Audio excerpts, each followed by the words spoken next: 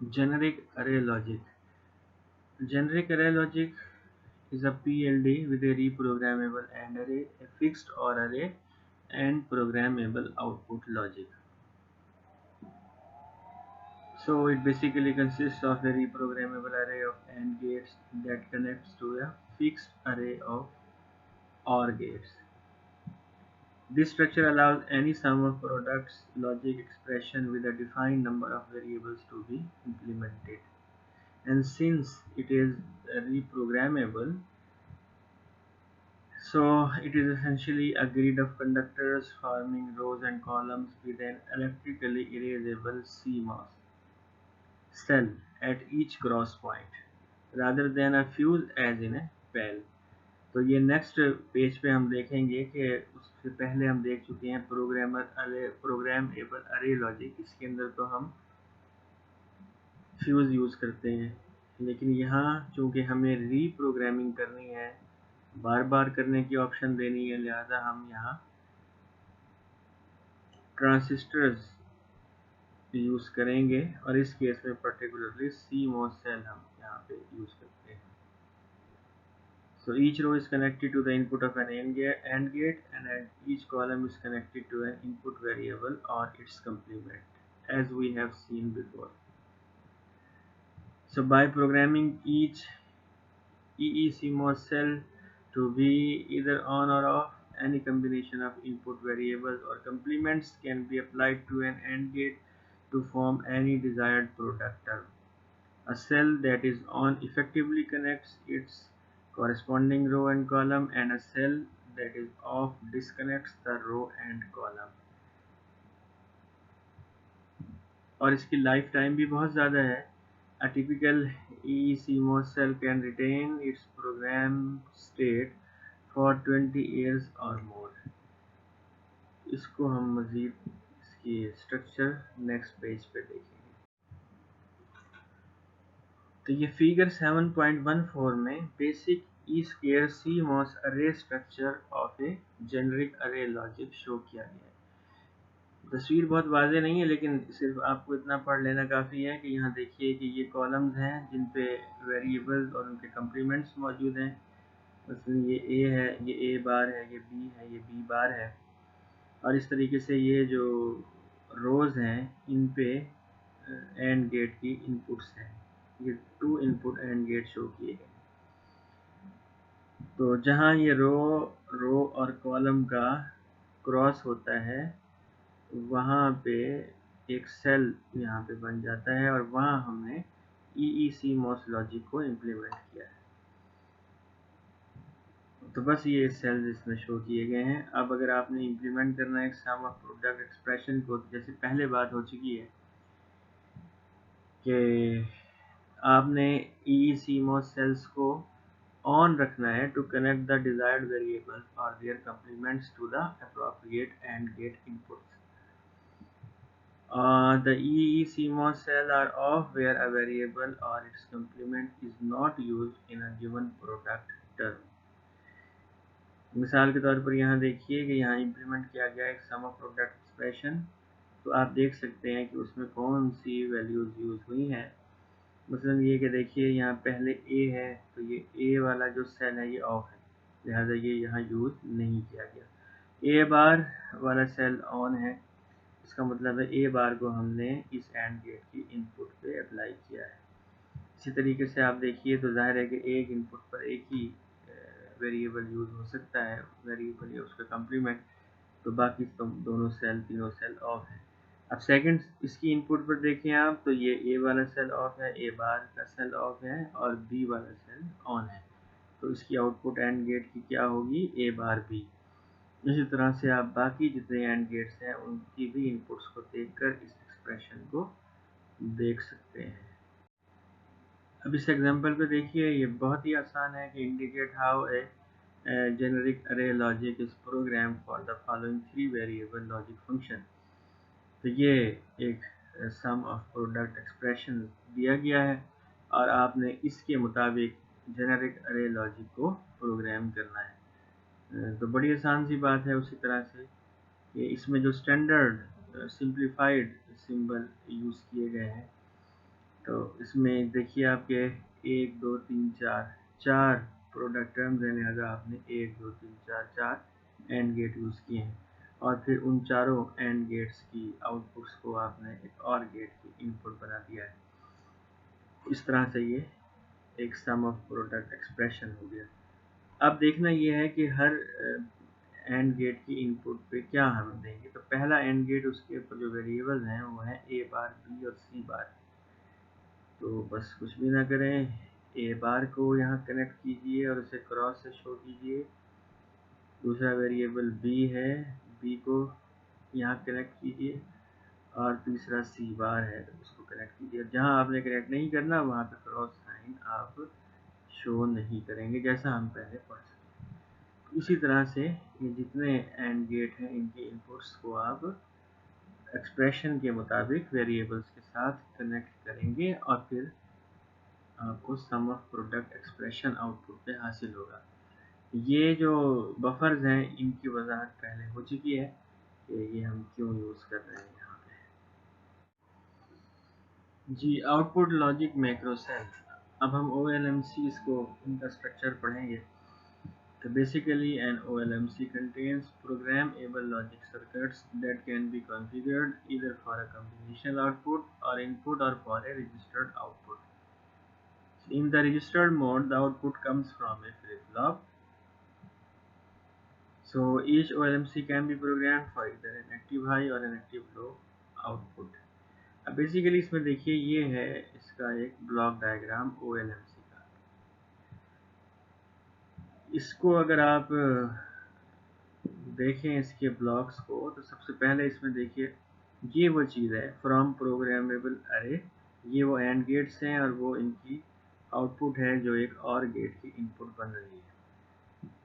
अच्छा, अब इसमें मज़ीद क्या क्या चीज़ें हैं। एक इसमें फ्लिप फ्लॉप है, उसके बाद एक है 1 of 4 मल्टीप्लेक्सर। 1 of 4 मल्टीप्लेक्सर का क्या मतलब है कि इसकी इनपुट जो हैं वो 4 हैं और इनमें से किसी एक को ये आउटपुट पे सेलेक्ट करता है आउटपुट के लिए। और ये आपको मालूम ही है कि जब 4 इनपुट्स हैं तो उनको सेलेक्ट करने के लिए हमें 2 सिलेक्शन बिट्स चाहिए या सिलेक्शन इनपुट्स चाहिए, जिन्हें S0 S1 यहाँ पे हम कह रहे हैं। अच्छा, इसके बाद आप देखो ये एक और है इसमें 1 of 2। तो जाहिर है कि इसके अंदर 2 इनपुट्स हैं और फिर उनकी सिलेक्शन के लिए एक सिलेक्शन इनपुट है जिसे हम S1 कह रहे हैं। अब इस 1 of 4 मल्टीप्लेक्सर की जो 4 पॉसिबल इनपुट्स हैं वो देखिए कौन कौन सी हैं। एक तो यही और गेट की आउटपुट है एज इट इज़ यहाँ आ रही है। दूसरी ये इन्वर्ट होकर और गेट की आउटपुट आ रही है, बबल मौजूद है। अच्छा, बाकी दो जो इसकी इनपुट्स बन रही हैं वो एक तो फ्लिप फ्लॉप की आउटपुट है और दूसरा फ्लिप फ्लॉप की इन्वर्टेड आउटपुट है। इस मल्टीप्लेक्सर की जो 2 इनपुट्स हैं वो कौन कौन सी हैं, उनमें ये इन्वर्टेड फ्लिप फ्लॉप की आउटपुट है और दूसरी ये हमारी ट्राई स्टेट बफर की आउटपुट है जो इसकी इनपुट बन रही है। तो 1 of 4 multiplexer connects one of its 4 input line to the tri-state output buffer based on the states of 2 select inputs S0 S1, जैसे पहले बात हो चुकी है। ये सारा कुछ मैं यहाँ आपको बता चुका हूँ। अच्छा, उसके बाद 4 OLMC configurations जो हैं वो क्या हैं। Combination mode with active low output, combination mode with active high output, registered mode with active low output, registered mode with active high output. तो इसमें घबराना नहीं है आपने, बिल्कुल बहुत आसान कंसेप्ट हैं, इन्हीं को हम अभी अगली स्लाइड्स में देखेंगे। इससे पहले स्लाइड में हम देख चुके हैं कि OLMC के 4 मोड्स ऑफ ऑपरेशन हैं, combination mode, active low active high और registered mode active low active high. यहाँ हम देख रहे हैं कम्बिनेशन मोड, और ये भी हम देख चुके हैं कि मल्टीप्लेक्सर की 4 इनपुट्स होती हैं और फिर उनको हम सेलेक्ट करते हैं 1 by 1 यूजिंग सिलेक्शन इनपुट्स या सिलेक्शन बिट्स, जिन्हें हम S0 S1 कहते हैं। So when S0 is equal to 0 and S1 is equal to 1, the multiplexer selects the OR gate output. The effective logic of the OLMC is shown in figure below, where the output polarity is active low because of the inversion of the tri-state buffer. ये देखिए ये वही programmable अरे है और इसमें and gate की outputs और गेट की इनपुट बन रही हैं। तो जो 4 इनपुट्स हम मल्टीप्लेक्सर पे अप्लाई करते हैं उनमें से एक थी और गेट की डायरेक्ट आउटपुट यानी विदाउट इन्वर्जन। तो जब आपने इसको सेलेक्ट कर लिया तो इसका मतलब ये है कि अब जो रजिस्टर्ड मोड है वो चूँकि इसमें नहीं है, लिहाजा मल्टीप्लेक्सर और फ्लिप फ्लॉप इन दोनों का काम ख़त्म हो गया। तो जो इफ़ेक्टिव लॉजिक अब बन गई वो वही सिंपल सी कम्बिनेशन मोड है जो इससे पहले हम इसको स्टडी कर चुके हैं। तो इसमें चूँकि आप देख सकते हैं ट्राई स्टेट बफर की ये आगे इन्वर्टर ये बबल मौजूद है, इसलिए हमें ये एक्टिव लो आउटपुट इसकी मिल रही है। अच्छा, अब एक्टिव हाई के लिए देखें आप, एक्टिव हाई के लिए हम सिलेक्शन बिट्स होती हैं S1 1 और S0 1, दोनों 1 होती हैं। When S0 is equal to 1 and S1 is equal to 1, the complement of the OR gate output is selected and the effective logic of OLMC is shown in part B। तो ये उसकी effective logic होती है। और ये देखिए आप, ये OR गेट क्योंकि इसकी इन्वर्टेड आउटपुट हमें हासिल हुई है, लिहाजा ये इन्वर्टर आगे मौजूद है। और ये जो ट्राई स्टेट बफर है तो ये आगे ये भी मौजूद है। तो इस तरह से ये दोनों जो इन्वर्जन सिंबल्स हैं ये कैंसिल हो जाते हैं और हमें एक्टिव हाई आउटपुट मिल जाती है। ठीक है। अच्छा, ट्राई स्टेट बफर तो हम पहले पढ़ चुके हैं। आपको पता है कि इसके अंदर ट्राई स्टेट कंट्रोल इनपुट होती है। अगर आप इसको एक्टिव करते हैं तो इनपुट आउटपुट पे के साथ कनेक्ट होती है, वरना ये ओपन के तौर पे एक्ट करता है। और बाकी दो स्टेटस की वही हैं जो इनपुट होती है। अगर ये हाई है तो ये आउटपुट हाई है, अगर इनपुट लो है तो आउटपुट लो है। ये हम पहले डिटेल में स्टडी कर चुके हैं ड्यूरिंग लेक्चर्स। अच्छा, इससे पिछली स्लाइड में मैंने आपको ये बताया कि जब हम ट्राई स्टेट कंट्रोल बफर पढ़ रहे थे तो मैंने सादा बफर की आपको वहाँ पे इलस्ट्रेशन वहाँ पे दी है। बेसिकली वहाँ पे एक इन्वर्टर मौजूद है। तो इसका मतलब ये है कि उसकी जो 3 स्टेट्स मैंने आपको बताई थी, एक तो वो थी कि उसमें उसकी कंट्रोल इनपुट अगर वो आपकी एक्टिव नहीं है तो फिर इनपुट आउटपुट से डिस्कनेक्ट हो जाएगी। लेकिन अगर इनपुट आप हाई दे रहे हैं तो आगे चूँकि इन्वर्टर मौजूद है तो वो आउटपुट लो होगी, और अगर इनपुट लो है तो आउटपुट हाई होगी। तो इसको ज़रा करेक्शन आप कर लें। मेरे जहन में वही सिंपल था कि विदाउट बबल इसको कैसे हम देखते हैं। उसके बाद है आउटपुट और इनपुट सिलेक्शन। तो OLMC कम्बिनेशन मोड हम इससे पहले देख चुके हैं। आप ये देख सकते हैं कि यहाँ पे अगर इस ट्राई स्टेट बफर को हमने एक्टिव किया हुआ है, यानी इसकी कंट्रोल इनपुट हाई है, तब तो ये जिसकी जो भी इनपुट है वो आउटपुट के साथ यहाँ पे कनेक्ट होगी। When this control line is low, the buffer is open। अब इसका कोई ताल्लुक इससे पिछले जो सर्किट है उससे नहीं है। And the pin becomes N input. अब आप इसको एज एन इनपुट यूज़ कर सकते हैं यहाँ पे जो भी वैल्यू मौजूद है। तो ये आसान से कंसेप्ट हैं। इसके बाद ये एग्जांपल है, determine the output expression of an OLMC for the product terms from the AND array and the select bits as shown। सबसे पहले आपने इसमें ये देखना है कि सिलेक्शन बिट्स या सेलेक्ट बिट्स जो हैं वो क्या है। तो ये सूरत में देखिए S0 भी 1 है और S1 भी 1 है। और इस केस में हम इसको क्या सेलेक्ट हुआ है इसका, तो OLMC is configured for an active high combinational output। तो चूँकि एक्टिव हाई कम्बिनेशन आउटपुट है ये, लिहाजा इसमें ये तमाम जो सर्किट है मल्टीप्लेक्सर और फ्लिप फ्लॉप और फिर इनको आप इग्नोर कर सकते हैं। तो अब हुआ ये है कि आपको पता है एक्टिव हाई के अंदर हमें जो भी आपकी यहाँ से और गेट की आउटपुट आ रही है वही हमें आउटपुट पे मिलती है विदाउट इन्वर्जन। तो अब आप देख सकते हैं ये पूरा एक्सप्रेशन मौजूद है। तो आउटपुट पे सिंपल ये इसकी आउटपुट क्या होगी, सम ऑफ प्रोडक्ट एक्सप्रेशन की। तो ये वो यही है, x is equal to ABCD plus A bar BC bar plus AB bar CD bar. ये जितनी टर्म्स हैं प्रोडक्ट टर्म्स ये और हो रही हैं और वही इसकी आउटपुट होगी। यही असल में चीज़ हमें यहाँ आउटपुट पे मिलेगी, वही आपने एक्सप्रेशन यहाँ लिख दिया है। अब हम देखते हैं कि PLD प्रोग्रामिंग के लिए हमें कौन से हार्डवेयर कंपोनेंट्स जो हैं वो चाहिए, और फिर हम सॉफ्टवेयर इसकी रिक्वायरमेंट्स हैं वो भी देखेंगे। तो एक बार फिर हम रिपीट कर देते हैं कि जो प्रोग्रामेबल अरे लॉजिक्स हैं वो प्रोग्राम की जाती हैं by leaving specified fusible links intact and blowing open all others, and GALs are programmed in a similar way except that each case CMOS cells are turned on or off. The logic functions to be implemented determines which cells are affected. तो जिस logic function को, जिस expression को आपने implement करना है, उसी से पता चलेगा ना कि कौन से सेल्स को हमने ऑन रखना है और कौन से सेल्स को ऑफ रखना है। तो बहरहाल जो भी हम ये प्रोग्रामिंग करते हैं, इसके लिए हमें जो आइटम्स चाहिए उनमें सबसे पहले कंप्यूटर है, फिर प्रोग्रामिंग सॉफ्टवेयर है, और फिर एक PLD प्रोग्रामर है, प्रोग्रामेबल लॉजिक डिवाइस प्रोग्रामर। तो computer must meet the software requirements the programmer. बाकी सब चीज़ें दोनों से तो आप वाकिफ हैं। बेसिकली PLD प्रोग्रामर क्या है?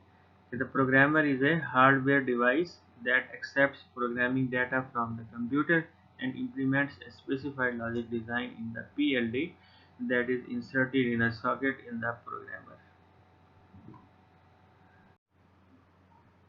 अच्छा, अब इसकी थोड़ी सी डिटेल हम देख लेते हैं इन आइटम्स की जो हमें नीडेड है। कंप्यूटर, इसकी तो डेप्थ में जाना बिल्कुल गैर ज़रूरी है, क्योंकि आप सब वाकिफ़ हैं कंप्यूटर, बेसिक कंप्यूटर से और उसकी ऑपरेशन से। जो सॉफ्टवेयर पर्टिकुलरली हमें PLD प्रोग्रामिंग के लिए नीडेड है, उन्हें हम लॉजिक कंपाइलर्स कहते हैं, और इसमें various software packages are available including ABEL, जिसको हम पढ़ेंगे डिटेल में, कपल और CAT PLD and log IC। Software packages जो हैं, ज़ाहिर है कि इंटरनली तो डिफरेंट है, लेकिन इनका जो फंक्शन है वो सेम है कि they process and synthesize the logic design entered by a specified method। तो इन सॉफ्टवेयर प्रोग्राम्स को आप जो भी लॉजिक डिज़ाइन एंटर करेंगे स्पेसिफिक मेथड के ज़रिए से, ये उनको सिंथेसाइज करेंगे, प्रोसेस करेंगे, और फिर convert the enter data into an intermediate file and then generate a final output file called a JEDEC file, और इसी को हम कहते हैं सेल मैप या fuse map for the device programmer. तो इसके नाम से ही जाहिर है कि सेल मैप या फ्यूज मैप आप समझ गए होंगे कि फ्यूज मैप का मतलब कि हमें कहाँ कहाँ फ्यूज को इंटैक्ट रखना है और कहाँ ब्लो करना है, और सेल मैप का मतलब ये है कि किस किस सेल में जो ट्रांजिस्टर है उसको आपने ऑन रखना है, कहाँ ऑफ रखना है। और जाहिर है कि इस तरह के जो सॉफ्टवेयर फिर डिज़ाइन, लॉजिक डिज़ाइन होते हैं, उनको फिर आप डीबग भी करते हैं आपके आगे। इसके बाद ये कि जो 3 बेसिक डिज़ाइन एंट्री मेथड्स हैं PLD सॉफ्टवेयर के लिए, वो हैं बूलियन इक्वेशन की सूरत में भी आप डिज़ाइन एंटर कर सकते हैं, ट्रूथ टेबल्स को भी यूज़ कर सकते हैं, और स्टेट मशीन्स को भी यूज़ कर सकते हैं। तो इनको हम आगे देखेंगे कि ये किस तरीके से हम किस फॉर्मेट में इनको यूज़ करते हैं अपने डिज़ाइन एंट्री के लिए। और सबसे आखिर में PLD प्रोग्रामर है, और वो क्या करता है, यूजिंग द जेडेक फाइल, जिसे हम फ्यूज या सेल मैप भी कहते हैं, generated by the logic compiler, the programmer programs the PLD by applying required voltages to specified points to alter the specified cell in the array as directed by the fuse map। Fuse map को देखकर और फिर इस programmer ने उन sales को alter करना है। फ्यूजेस हैं तो उनको ब्लो करना है, इंटैक्ट करना है, और अगर ट्रांजिस्टर है तो उन्हें ऑन या ऑफ करना है। अच्छा, प्रोग्रामिंग प्रोसेस, इसकी तो बिल्कुल एक आउटलाइन हम यहाँ देखेंगे, क्योंकि आप सब ने C++ प्रोग्रामिंग पढ़ी हुई है, तो आप इससे बुनियादी स्ट्रक्चर से वाकिफ़ हैं कि फ्लो चार्ट क्या होता है और किस तरीके से हम प्रोग्रामिंग करते हैं। लेकिन ये कि हम इधर एक जस्ट अपने मकसद के लिए एक आउटलाइन इसकी देखेंगे। So entering the design, the logic design is entered into the computer by creating an input or source file Then the type of PLD device, the input and output pin numbers and variable labels are entered. Finally, the logic function is entered in the form of a Boolean equation, truth table, schematic diagram और the like. तो ये देखिए flow chart of A PLD programming sequence. सबसे पहले आपने start किया, उसके बाद लॉजिक सर्किट को डिज़ाइन किया, उस डिज़ाइन को आपने कंप्यूटर में एंटर किया by creating an input file या सोर्स फाइल. अब जाहिर है कि उस डिज़ाइन के अंदर ये पॉसिबिलिटी है कि वो सिंटैक्स एरर उसमें है या नहीं है. अगर सिंटैक्स एरर मौजूद है और आपका जवाब यस में है, आप दोबारा एडिट करेंगे फाइल को ताबक ये कि उसमें कोई सिंटैक्स एरर ना हो. उसके बाद फिर कंपाइलर प्रोसेस करता है इनपुट फाइल को और लॉजिक को मिनिमाइज करता है. उसके बाद फिर आपका ये जो पूरा डिजिटल डिज़ाइन है इसको सिमुलेट किया जाता है, और अगर उस डिज़ाइन में कोई फ्लॉज हैं तो फिर दोबारा से आपको डिज़ाइनिंग स्टेप पे जाना होगा. इसको हम डीबगिंग भी कहते हैं इस मरहले को. और अगर कोई फ्लॉ नहीं है डिज़ाइनिंग में तो फिर कंपाइलर क्रिएट्स जेडेक फाइल, जिसको हम फ्यूज मैप भी कहते हैं, एंड डाउनलोड्स टू प्रोग्रामर. तो ये जेडेक फाइल जो है वो फिर आगे प्रोग्रामर यूज़ करता है और वो बर्न करता है फ्यूज मैप को PLD अरेज में, और कंपाइलर जनरेट्स करता है डॉक्यूमेंटेशन फाइल. तो ये एक इसका फ्लो चार्ट है और आसान है. यहाँ फिर हम कुछ बेसिक टर्म्स देख रहे हैं. सिंटैक्स आपको मालूम है कि क्या होता है. Syntax is the prescribed format and symbology used in describing a category of functions. तो जब आपने डाटा जो है उसको डिज़ाइनिंग, लॉजिक डिज़ाइनिंग जो है उसको एंटर कर लिया, और उसकी हम मेथड्स पढ़ चुके हैं कि बूलियन इक्वेशंस होती हैं, ट्रुथ टेबल होते हैं या स्टेट मशीन्स होती हैं, और अगर उसमें कोई सिंटैक्स एरर भी नहीं है, उसके बाद फिर software compiler processes and translates the input file and minimises the logic. The logic design is then simulated using a set of hypothetical inputs known as test vectors. तो जाहिर है कि जब एक डिज़ाइन आपने कर लिया तो सॉफ्टवेयर जो है वो क्या करेगा, इनपुट फाइल को प्रोसेस करेगा, मिनिमाइज करेगा और फिर लॉजिक डिज़ाइन को सिमुलेट करेगा. और जो सिमुलेशन में हम चेक करते हैं कि हमारी लॉजिक में कोई फ्लॉ तो नहीं है और एवरीथिंग इज़ ओके. तो ये सब कुछ जो किया जाता है ये यूजिंग टेस्ट वेक्टर्स हम करते हैं. तो टेस्ट वेक्टर के नाम से जाहिर है कि ये बेसिकली टेस्ट करने के लिए यूज किए जाते हैं. If any design flaws are discovered during software simulation, the design must be debugged and modified to correct the flaw. Once the design is finalized, the compiler generates a documentation file which includes the final logic equations, the JEDEC file, and if desired, a pinout diagram of the PLD. When the design is finalized, the compiler creates a fuse map and downloads it to the programmer. The fuse map tells the programmer which fuse links to blow and which to leave intact, or in the case of again, which each case CMOS cells to turn on or off. The programmer then patterns the PLD device according to the fuse map.